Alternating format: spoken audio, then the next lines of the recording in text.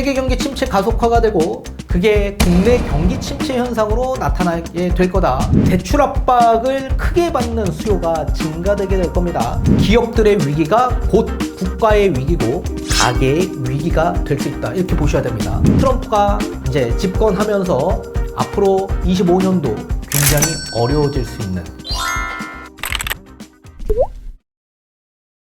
네, 안녕하세요. 반갑습니다. 이경민의 부동산 하이킥의 이경민입니다.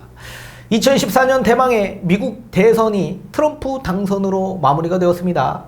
1기 트럼프 때보다 2기 트럼프 때는 보호무역주의, 자국 우선주의 정책안이 훨씬 더 견고하고 강력해질 가능성이 매우 커지게 될 겁니다. 특히 미국은 무역수지 적자를 보고 있는 대표적 국가로서 미국을 대상으로 흑자를 내고 있는 흑자 국가에게 높은 관세를 적용하는 고율 관세 정책을 내세울 겁니다. 특히 그런 대표적 국가로선 중국이 가장 손꼽을 수가 있겠죠. 자, 패권 전쟁을 펼치고 있는 중국에게 높은 관세를 적용하게 돼서 미중 무역 전쟁이 더욱더 가속화되면서 무역 공급망 차질이 불가피하게 될 겁니다. 자, 그러면서 세계 경기 침체 현상이 뒤따라오게 될 거고, 특히나 우리나라도 그 영향을 크게 볼 수 있는 대표적 국가라고 얘기할 수 있습니다. 자, 제가 2023년 1월 달에 2025년, 2026년에 대한 부동산 전망 강의를 해드린 바 있었습니다. 그 당시에 앞으로 2025년에 돌입되면서 이제 본격적 미중 무역 분쟁, 무역 전쟁이 끝나지 않았다. 다시 가속화될 거다. 그리고 경기 침체 현상과 내수 경기 침체가 본격화될 거다라고 말씀해드렸고, 그러면서 집값 하락세에 대한 대세 하락 초입기가 시작이 되는 거다라고 말씀을 꾸준히 강조해 드린 바 있었습니다. 그 내용은 다시 뒤에 가서 한번 살펴보는 시간을 따로 가져보도록 하겠고, 자, 앞에서 말씀드린 대로 이젠 우리나라의 영향이 굉장히 크게 지배적으로 다가올 텐데 부동산 시장의 가장 지배적인 역할을 보게 될 겁니다. 자, 집값 하락에 대한 가장 큰 요인 3가지가 제가 있다라고 강조해 드린 바 있었습니다. 앞으로 경기 침체 현상이 당연할 수밖에 없을 거고, 여기에 따른 내수 경기 침체로 인해서 수요 심리와 수요 급감 현상이 일어나면서 소비가 엄청나게 위축되는 시장을 보게 될 거다. 그러면서 공급이 자연스럽게 적체되고 과잉되는 현상이 나온다. 제가 저번 영상에서 말씀드린 바 입주 물량이 공급 물량이 아니라고 했습니다. 거기에 따른 매도 물량도 공급 물량이라고 했는데, 수요가 감소됨에 따라 자연스럽게 매도 물량 적체, 공급이 과잉되면서 집값 하락세로 이어질 거다라고 말씀드렸는데, 제가 저번 시간에는 공급에 대해서 말씀을 해드렸고, 이번 시간에는 트럼프 정책에 따라 경기 침체 현상과 수요 감소에 대해서 설명을 드려보도록 하겠습니다. 우선 세계 경기 침체 가속화가 되고 그게 국내 경기 침체 현상으로 나타나게 될 거다. 또한 금리 인하 사이클이 중지될 가능성도 있다. 제가 기준금리가 인하가 된다면 대부분의 사람들이 집값이 폭등할 거다라고 전망을 했지만, 저는 몇 달 전부터 계속 강조해 드렸죠. 기준금리 인하는 오히려 집값 하락세를 가속화시킬 수 있다라고 말씀해 드렸었습니다. 자, 이젠 경기가 좋지 않기 때문에 기준금리를 인하해야 되는데, 제가 물가 상승 압력이 그 중간중간마다 높아지는 요인들이 작용되면서 금리 인하가 사이클이 중지되는 그런 시기도 계속 보게 될 거다라고 말씀해 드렸죠. 따라서 우리나라는 기준금리 인하의 속도를 늦출 수밖에 없다라고 계속적으로 강조해 드리고 있습니다. 오히려 시장금리가 상승되면서 대출금리가 상승되는 그런 효과를 보면서 대출 압박을 크게 받는 수요가 증가되게 될 겁니다. 특히 집값 상승세에 있어서 지금 대출을 무리하게 받아 접근하는 수요가 그 대상자가 될 겁니다. 굉장히 위험해질 수 있는 구간이다 라고 말씀해드리고 싶고, 자, 따라서 트럼프 정책안들을 보게 되면 대표적 정책은 관세 정책이다. 이게 세계 무역 공급망 붕괴를 초래시키면서 위기로 발생시킬 가능성이 매우 커지게 될 거다. 자, 우선 무역수지 적자가 굉장합니다. 그 적자를 해소시키기 위해서 각국의 나라의 모든 상품에 관세를 부과하는 정책을 활용할 겁니다. 이걸 보편적 관세라고 하는데 약 10에서 20%의 상품 가격에 적용할 가능성이 있을 겁니다. 근데 중국 같은 경우에는 오히려 더 높은 고율 관세로서 60%를 적용하겠다라는 정책안을 내세울 가능성이 있을 거다. 자, 만약에 미국이 보편적 관세로 10% 추가 관세를 적용하게 될 경우에 IMF에서 전망한 건 전 세계 GDP 1%포인트 정도 감소될 가능성이 있을 거다. 이렇게 전망을 하고 있습니다. 중국 같은 경우에는 GDP 성장률이 2.5% 감소될 가능성이 있을 거다 전망하고 있죠. 자, 중국의 성장률 목표치는 5%입니다. 그런데 만약에 미국이 보편적 관세뿐만 아니라 고율 관세를 적용하게 되면 중국의 성장률은 대폭 감소가 될 건데 지금 중국의 가뜩이나 성장률이 둔화되고 있는 상황에서 지금 물가 상승은 거의 뭐 디플레 위기에 빠져 있는 상태죠. 이런 상태에서 만약에 성장률까지 감소된다면 중국의 이 소비는 더욱더 위축될 가능성이 있을 겁니다. 그러면 세계 수요의 거의 30%에 담당하고 있는 중국 수요가 감소가 된다면 당연히 전 세계에 이 경제 성장에 굉장한 감소가 나올 수밖에 없겠죠. 특히나 우리나라는 거의 대중무역에 있어서 가장 교육국가의 가장 첫 번째 중국이죠. 중국이 성장이 감소된다면 우리나라는 가장 크게 타격을 받는 나라가 될 수밖에 없을 겁니다. 자, 여기에 또 한국은행이 전망한 바 10% 추가 관세가 적용될 경우에 대중 수출액이 약 60조 정도 감소가 되면서 6% 정도 감소가 될 것으로 전망하고 있습니다. GDP 성장률은 1%포인트 정도 감소가 될 건데, 자, 우리나라 지금 한국은행의 GDP 성장률 전망치가 24년도 2.1%로 전망을 했다가 1분기에 엄청나게 높게 성장이 나왔습니다. 약 1.6% 정도 상승이 나왔기 때문에 갑자기 전망치를 엄청 높였습니다. 그래서 2.6%로 크게 높였는데 이게 2분기에 0.1% 역성장이 나면서 다시 점진적으로 전망치를 낮추기 시작합니다. 그리고 3분기에도 엄청나게 잘 나올 거라고 생각을 하고 그렇게 발언을 했었는데 3분기에도 0.1% 정도밖에 성장을 하지 못했습니다. 따라서 성장률 전망치가 갑자기 대폭 낮아지면서 2.4%로 낮아졌는데 제가 봤을 땐 3분기보다 4분기도 동일하게 어려운 시장이 될 거라고 보고 있고 따라서 저는 2% 초반대로 나올 것으로 예상하고 있습니다.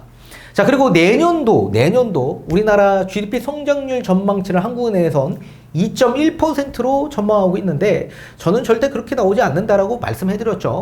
1% 후반대로 굉장히 낮아질 거다. 그러면 목표치 2%보다 미달될 경우에는 이건 경기 침체를 뜻하는 겁니다. 앞으로 우리나라는 경기 침체 현상으로 빠져들 수 있다. 만약에 미국에서 10% 추가 관세가 적용된다면 GDP 성장률이 1%포인트 감소가 된다면 만약에 한국은행이 전망한 2.1%에서 1%포인트만 감소돼도 1.1%가 될 겁니다. 그죠? 근데 만약에 실제 내년에 1% 후반대 정도가 나올 것으로 보여진다면 우리나라 GDP 성장률은 0%대로 진입할 가능성이 있겠죠. 야, 이 정도로 굉장히 좋지 않다라는 얘기입니다. 자, 그렇다면 미국의 무역 수지 적자를 해소하기 위해서 타격을 받는 나라들은 흑자 국가들, 대표적 국가로선 중국도 있지만 우리나라도 껴 있습니다. 따라서 중국의 수출액도 감소되고 미국의 수출액도 감소될 가능성이 매우 커지게 되면서 기업들의 위기가 커질 수밖에 없을 겁니다. 그게 전부 다 내수 경기 침체 현상으로 빠져들게 하는 요인이 될 겁니다. 자, 그리고 두 번째, 칩스법과 인플레이션 감축법 폐기 또는 개정될 가능성이 매우 커지게 될 겁니다. 제가 봤을 땐 폐기가 되기보다는 개정될 소지가 매우 크다라고 보여집니다. 우선 칩스법이라는 건 반도체 지원법이라고 합니다. 자, 쉽게 예를 들면 2022년도에 바이든 정부에서 법을 처음으로 제정한 바 있었습니다. 자, 지금 4차 산업의 가장 주요 요인은 AI 반도체 시장입니다. 그래서 그 반도체 산업에 지금 미국과 중국이 기술 패권 전쟁이 일어나고 있는 상황에서 우위 선점하기 위한 목적, 그리고 반도체 산업을 그 주도권을 확보하기 위한 목적에서 이 법이 제정된 건데, 쉽게 예를 들면 미국이 해외 반도체 시장의 의존도가 지금 높은데 그 의존도를 대폭 낮추기 위한 목적에서 지금 해외에서 유치되고 있는 기업들, 반도체 기업들을 자국 내로 이동시키고자 합니다. 그래서 만약에 자국 내 공장을 짓게 될 경우에는 모든 기업들에게 이 보조금을 지원하고 또 여기에 따른 또 세율, 세제 혜택, 감면 혜택들을 부여하는 세액 공제 혜택들을 부여하겠다라고 발표한 바 있습니다. 자, 이런 목적들은 주요한 게 딱 정해져 있죠. 그 패권을 장악하기 위한 목적, 그 주도권을 확보하기 위한 목적이죠. 자국 내 공장을 설립하게 된다면 첨단 기술 확보뿐만 아니라 생산량 확대도 가능하고 이걸 공급망을 안정화시킬 수 있는 요인이 발생될 수 있기 때문에 자국 내로 공장을 유치시키려고 하는 겁니다. 그러면서 자연스럽게 일자리가 증가되면서 경제 성장으로 이끌 수 있는 그런 정책안이 나올 수 있기 때문에 대부분 유치하게 하기 위한 목적에서 이런 법안들이 제정된 겁니다. 자, 따라서 중국과 지금 기술 패권 전쟁이 일어나고 있는 상황이기 때문에 중국에 공장이 있는 이런 기업들에게는 오히려 관세를 부과하는, 따라서 자국 내에서 완성품을 만들어야지만 보조금을 지원하는 이런 정책안들이 계속 내세우고 있는데, 우리나라가 대표적 피해 국가라고 할 수 있죠. 대만의 TSMC뿐만 아니라 우리나라는 삼성전자도 있고 SK 하이닉스도 있습니다. 이런 지금 기업들이 굉장한 위기감이 있다라고 보셔야 되고, 또 인플레이션 감축법이라는 것도 있습니다. 자, 인플레이션을 억제하기 위한 목적, 그리고 기후 변화에 대한 대응을 위한 목적에서 이 법안들이 제정이 된 겁니다.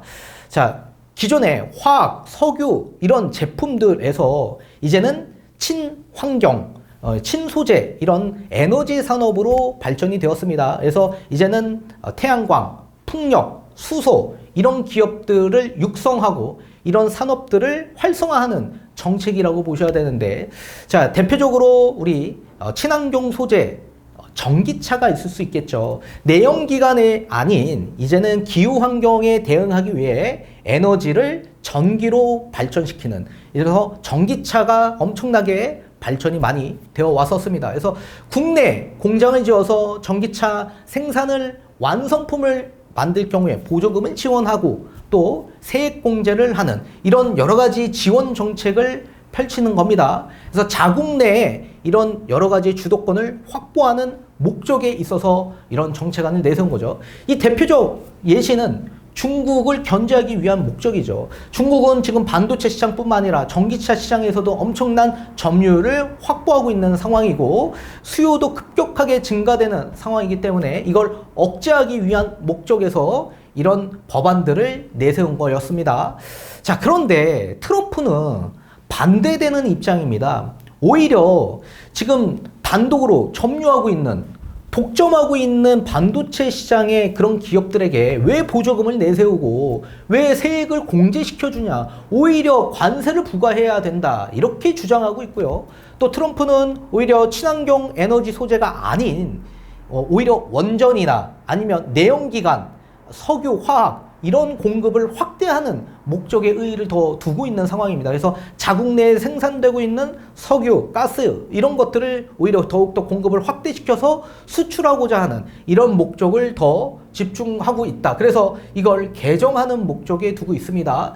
따라서 이런 법안들의 만약에 폐기 또는 개정이 되게 될 경우에 여러 가지의 이런 불균형 현상들이 발생될 가능성이 매우 커지게 될 겁니다. 자, 미국의 중국 배제 공급망을 재편하는 상황으로 가게 될 거다.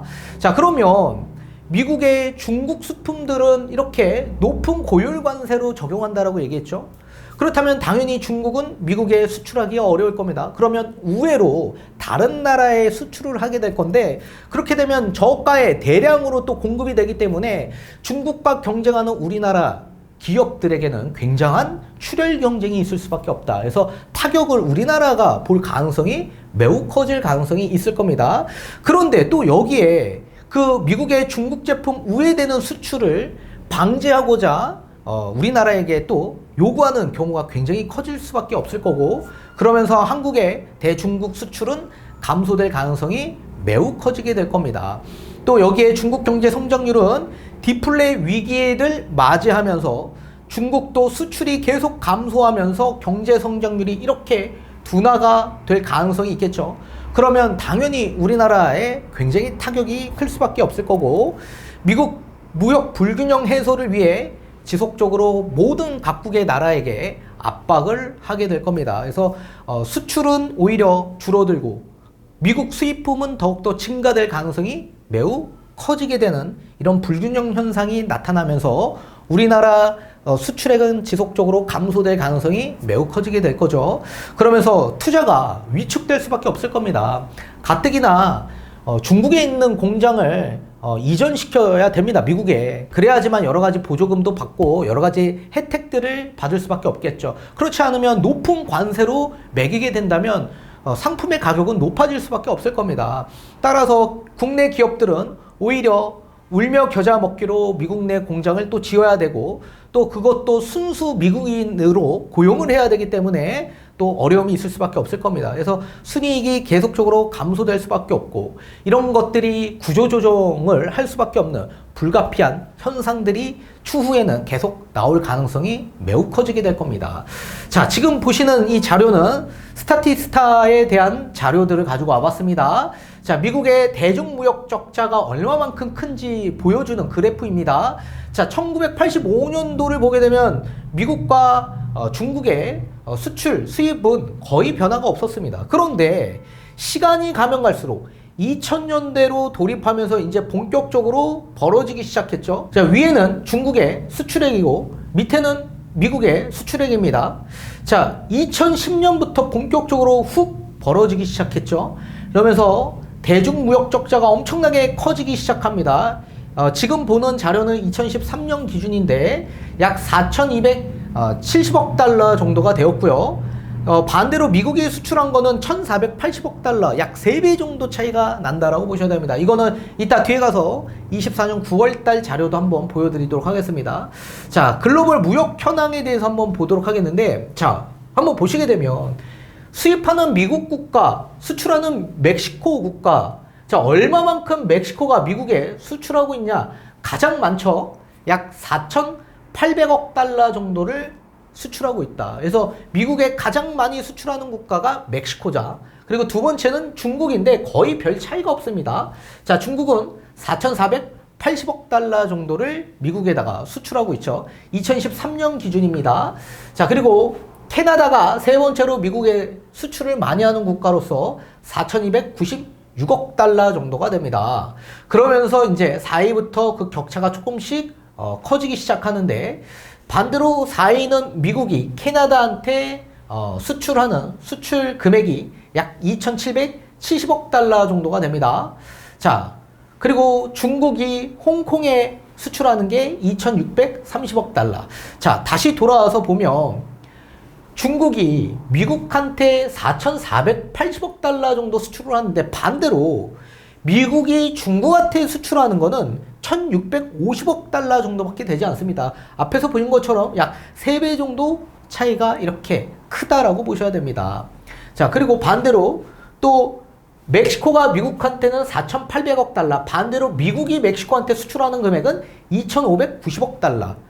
계속 감소하고 있죠. 무역 적자를 계속 보고 있는 상황입니다. 적자를.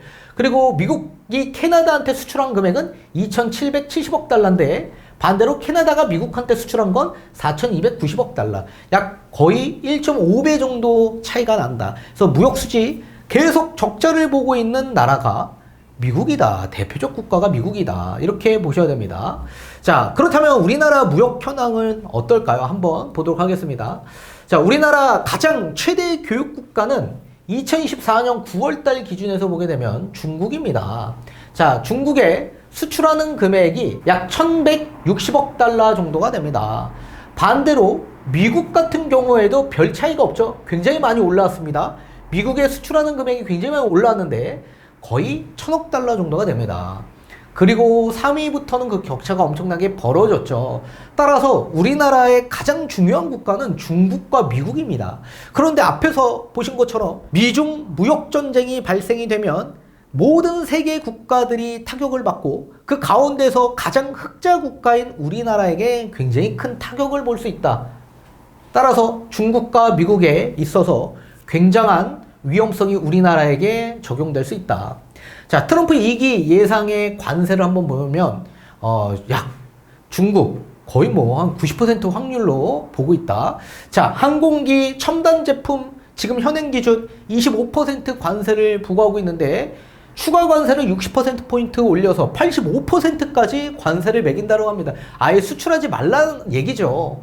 식료품도 마찬가지. 현행 25%인데 35%포인트 올려서 60% 부과하겠다. 기타도 마찬가지 약 18% 정도 부과하겠다. 이렇게 예상하고 있습니다. 자, 그리고 멕시코는 약 70% 정도의 확률로 현행 기준, 자동차 기준에서 거의 뭐 관세가 없거나 2.5% 수준까지 관세를 매겼는데 추가 관세를 97.5%포인트 적용해서 100% 그냥 관세하겠다. 관세하겠다. 그래서 아예 수출하지 말아라. 뭐 이런 개념인 것 같습니다. EU 50%. 자, 2.5%인데 이걸 22.5%포인트 올려서 25%까지 자동차에다가 관세를 매기겠다. 뭐 당연히 우리나라 자동차, 현대자동차, 기아자동차에다가도 마찬가지 이런 관세를 동일하게 적용할 가능성이 매우 커지게 될 겁니다. 자, 전 세계 모든 상품들을 봤을 때 2.7% 이걸 10%포인트 올려서 13% 이렇게 올리겠다. 그리고 중국 같은 경우에는 뭐 기타 54%까지. 그래서 이렇게 굉장히 높은 고율 관세로 적용해서 자국주의 그리고 보호무역주의에 의해서 자국 우선주의 정책을 활용할 거다라고 보여집니다. 자, 지금 보시는 이 강의 영상은 제가 캡처본인데 23년 1월 22일 강의해 드렸던 2025년, 2026년에 대한 부동산 전망 강의를 해드린 바 있었습니다. 자, 이 당시에도 제가 말씀드린 대로 시장이 지금 계속 전개되고 있죠. 2013년 상반기 하락한다. 다만 22년부터 하락기 속 일시적 반등 시기가 23년부터 본격화될 거다. 그러면서 23년 하반기에서 24년 상반기 부동산에 있어 매매 전세가 동시동반 전부 다 반등하고 상승할 거고 전국 평균적으로 봤을 땐 전고점 대비 평균 80에서 85% 수준 회복할 거다. 다만 신고가가 나올 거다. 이렇게 말씀해드린 바 있었습니다. 상급지에선 전부 다 신고가 나올 거다. 전고점까지 회복하고 신고가 나올 거다. 말씀해드렸고요. 24년도 강남 일대 밀어내기 분양 속도가 엄청나게 높아질 거다. 부동산 시장 회복세에 맞춰서 선분양할 거고 착공 및 철거할 거다. 이렇게 말씀해드렸고요. 실제 이렇게 움직이고 있고요. 그리고 25년, 26년 강남 일대 하락 전환되고 대세 하락장 진입이 될 거다. 자, 그리고 25년 이후 세계 경제 침체 위기가 도래될 거다. 또한 3기 신도시가 추후에 이제 입주할 예정에 있다. 그래서 뭐 착공이 들어가고 이런 영향들이 미칠 거다. 이렇게 말씀해 드렸고요. 또 경기가 악화되고 디플레이션 위기론에 빠질 수 있다. 자, 지금도 물가 목표치가 2%인데 2%에 지금 미달된 1.6%입니다. 뭐 디플레이션이라고 할 수 없지만 디플레 심리가 생긴다라고 제가 꾸준히 강조해 드려왔었습니다. 그런 위기론이 계속 나타날 수 있다. 그리고 기업에 대한 경기 침체 현상으로 인해 투자가 위축될 거다. 그리고 미중 무역 전쟁이 발생될 거다. 이렇게 강조해 드린 바 있었습니다. 실제 25년도는 이렇게 될 가능성이 저는 매우 크다라고 보여지고 있고 이미 트럼프가 집권하건 집권하지 않건 이런 현상으로 갈 가능성이 매우 클 거다. 근데 누가 봐도 사실은 트럼프가 될 가능성이 매우 크다라고 생각을 했던 분들이 많았죠. 그리고 이렇게 된다면 더욱더 이게 가속화되는 거다라고 보셔야 됩니다. 그리고 이번에 보시는 거는 앞에서는 세계 경기 침체가 내수 경기 침체를 만들지만 이번에는 수요를 감소시키는 요인이 발생되는 건데 그 감소시키는 가장 대표적 요인은 물가 상승 발생 요인이 크게 작용되면서 대출 부담이 커지게 될 거다. 자, 집값 상승은 가계대출을 지속적으로 받고 굉장히 많은 대출을 받으면서 가계대출 증가율이 굉장히 높아지면서 지금 대출 규제가 들어가고 있죠.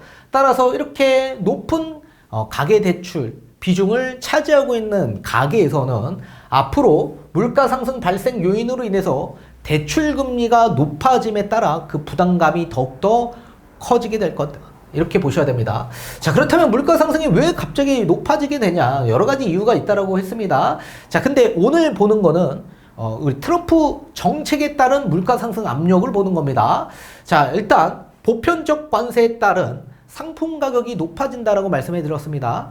자, 상품에다가 관세를 부과하면 당연히 가격은 높게 설정할 수밖에 없죠. 그러면서 물가 상승 압력이 높아질 수밖에 없는데 보통 0.9에서 1.2%포인트 정도 상승할 거라고 예상하고 있습니다. 자, 그러면서 물가 상승 압력이 높아진다. 그리고 두 번째, 중국 같은 경우에는 지금 미중 무역 전쟁으로서 고율 관세를 계속 적용하게 되면 중국에서도 대응이 나올 수밖에 없겠죠. 그 중국의 가장 대표적 대응은 중국이 보유하고 있는 미 국채를 대량으로 매각하는 그런 방향이 될 수밖에 없을 겁니다. 자, 2012년 1월 달에 중국이 가지고 있는 미 국채가 1조 338억 달러 정도가 되었었습니다. 근데 이게 24년 7월 달부터 7,765억 달러로 대폭 감소되기 시작했죠.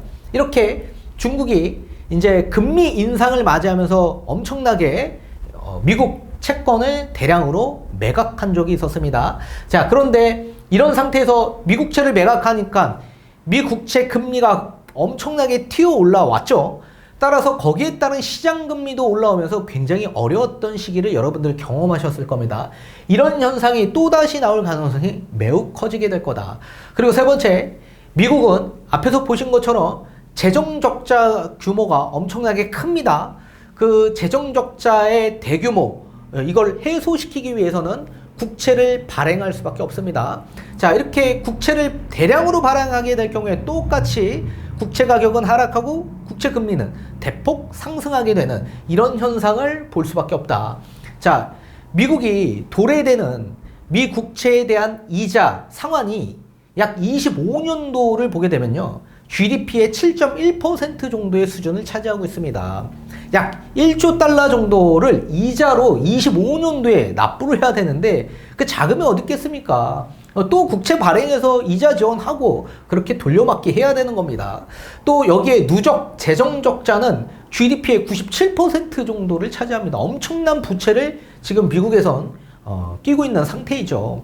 이런 것들이 결국엔 장기적으로는 경기를 침체하는 그런 현상을 보게 됩니다. 미국도 마찬가지, 돈을 또 대규모 국채를 발행하면서 대규모로 또 돈을 풀 수밖에 없겠지만, 그렇다라고 하더라도 소비가 점진적으로 장기적으로 본다면 더욱더 둔화될 수밖에 없습니다. 국채 발행으로 부채가 많아지면 많아질수록 경기는 악화될 수밖에 없기 때문에 그렇습니다. 이런 것들이 결국엔 모든 세계 국가들에게 위기감으로 찾아오게 되는 겁니다.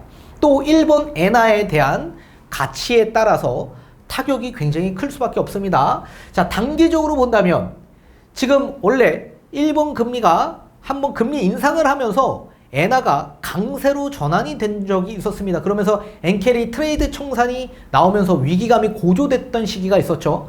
자, 그런데 트럼프가 당선이 되면서 자연스럽게 시장 금리는 올라가고 국채 금리도 올라갔죠. 그 이유는 트럼프의 정책안들이 달러를 강세로 전환시킬 수 있게끔 만드는 주요 요인이었기 때문에 그렇습니다. 그러면서 달러가 다시 강세로 가고 엔화의 가치가 다시 절하되면서 엔저 현상이 나타나게 됐죠. 자, 이러면 우리나라의 수출에 또 문제가 생깁니다. 일본과 경쟁하는 품목에서 경쟁력이 약화될 수밖에 없습니다. 엔저가 될 경우에. 따라서 우리나라 수출도 또 더욱더 일본 경제에 따라 악화될 수 있다. 또 장기적으로 본다면 이 엔저 현상이 단기적으로는 나올 수 있겠지만 장기적으로 본다면 트럼프는 달러 대비 엔화의 가치가 너무 낮다라고 판단하기 때문에 달러가 약세가 되고 엔저가 강세로 되는 걸 원하는 겁니다. 그렇다면 당연히 기준금리 인상이 나올 수밖에 없게끔 유도를 할 거고, 그러면 엔화의 가치가 다시 절상될 가능성이 있을 거다. 그러면서 엔캐리 트레이드 청산이 다시 나오면서 채권의 가격은 하락하고 금리는 다시 높아지는 이런 형태가 나올 가능성이 있습니다. 자, 엔캐리 트레이드 청산이라는 뭐냐면 엔저 그 기준금리가 워낙 낮기 때문에 저렴하게 아예 그냥 무이자로 일본 은행에서 돈을 빌려서 미국에다가 이제 투자를 하는 겁니다. 근데 만약에 엔저가 엔고로 바뀌게 된다면 이 환차손이 날 수밖에 없습니다. 그래서 어쩔 수 없이 이제 투자 상품을 매각하고 일본으로 다시 돈들이 오는, 청산돼서 오는 이런 엔캐리 트레이드 청산이 지속적으로 장기적으로 나올 가능성이 있다. 이러면 채권을 팔고 들어오기 때문에 채권의 가격이 하락하면서 금리가 상승되는 그런 요인으로 작용될 수밖에 없습니다. 자, 그리고 다섯 번째, 불법 이민자 정책이 지속적으로 더욱더 강력하게 정책안이 나올 수밖에 없다라고 보여집니다. 그래서 지금 있는 이민자, 불법 이민자를 추방하거나 또는 유입을 아예 제한하는 이런 형태로 지속적으로 또 다시 시작이 될 거다 이렇게 보여집니다. 그렇다면 기존에 불법 이민자들이 쭉 미국 시장으로 들어온다면 수요가 갑자기 증가되는 거 아닙니까? 그러면 고용시장에 있어서도 노동력 공급이 증가되는 거 아닙니까? 그러면 자연스럽게 임금이 안정화됐던 시기가 있었는데 만약에 유입이 제한된다면 들어오는 수요가 딱 끊기지 않습니까? 그리고 추방이 된다면 수요가 감소되는 거고 노동력 공급이 감소되는 거기 때문에 임금이 다시 상승될 수밖에 없는 요인으로 작용될 거다. 임금이 상승되면 자연스럽게 제품 가격은 올라가고 물가도 엄청나게 뛸 수밖에 없는 상황으로 가죠. 그러면 소비가 둔화되고 침체되는 현상으로 가면서 성장이 둔화되는 이런 현상을 보게 될 겁니다. 자, 따라서 미국도 장기적으로 본다면 경제가 굉장히 어려워지고 악화되는 구간으로 갈 수밖에 없는 상황으로 가는 겁니다. 자, 그리고 여섯 번째, 자, 따라서 이런 여러 가지 요인들이 달러를 강세로 전환시키게 되고 우리나라 원화의 가치가 절하되는 약세 현상으로 갈 수밖에 없다. 이런 현상은 내수 경기를 엄청나게 침체되는 현상으로 맞이하게 될 겁니다. 따라서 강달러 시대로 다시 돌입되면서 환율이 굉장히 높게 뛰었습니다. 자, 어제만 하더라도 1,400원을 돌파했죠. 그 정도로 지금 1,380원대를 아예 돌파해서 1,400원까지 가는 환율, 고환율 시대를 다시 보게 되는 겁니다. 그렇다면 또 국내에 들어왔던 외국 자본들이 다시 유출되면서 기준금리 인하의 속도를 늦출 수밖에 없게끔 만든다. 제가 계속 강조해 드려왔었죠. 기준금리는 계속 늦출 거다 말씀해 드렸습니다. 자, 그리고 당연히 원화가 약세가 되고 달러가 강세가 되면 수입 물품의 가격은 높아지게 될 수밖에 없으면서 우리나라에 들어오는 수입 가격은 계속 높아짐에 따라 소비가 위축되는 둔화되는 현상이 나타나게 될 거다. 또 시장 금리는 환율도 높아지고 또 여기에 미국 채권의 금리도 높아짐에 따라 자연스럽게 금리도 높아지게 되겠죠. 그러면 시장 금리가 높아지면 대출 금리도 상승할 수밖에 없는 그런 요인이 발생되는 겁니다. 그래서 따라서 여기서 금리 인상이 나오긴 어렵겠지만 금리 인하의 속도가 갑자기 딱 중지되는 사이클이 중지되는 이런 상태를 또 계속 유지할 가능성도 염두해 두셔야 된다.